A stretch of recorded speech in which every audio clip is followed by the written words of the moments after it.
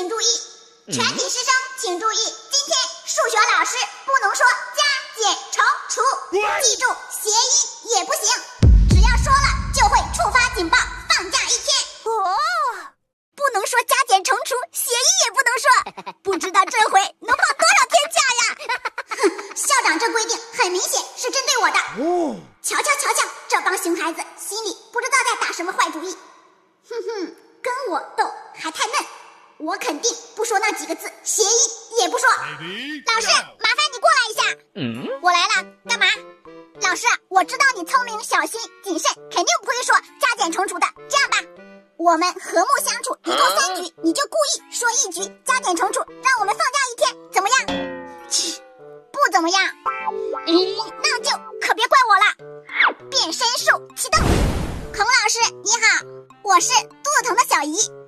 肚子疼的爸爸妈妈最近不在家，由我来照顾他。不如我们加个好友吧，方便联系沟通。不好意思，不行。还原术启动。肚子疼，就你这小伎俩，我一眼就识破了。快回去。第1局失败。方暑假，你名字带家，这1局就交给你了。哦，放心，保证完成任务。喊一位同学来回答问题，会的请举手。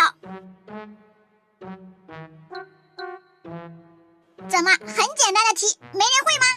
老师，我同桌会。好，那就方暑说假。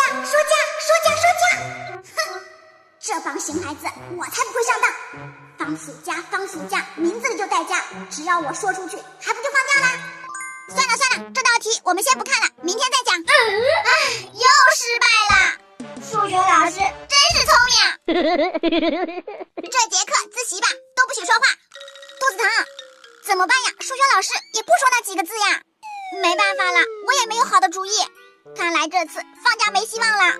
哼，让你们自习，我看看你们还打什么坏主意，让我说那几个字。哇！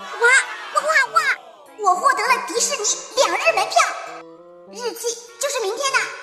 怎么办？可我没有假期呀。校长不是规定只要说了加减乘除就会放假吗？肚子疼，怎么了老师啊？来，把这加法算式、减法算式、乘法算式全部做出来。说了加减乘，触发警报，放假3天。放假3天。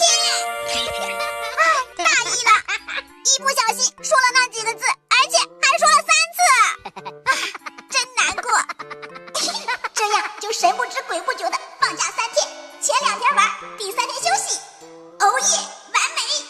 不对，我咋感觉数学老师比我们还开心呢？怎么回事？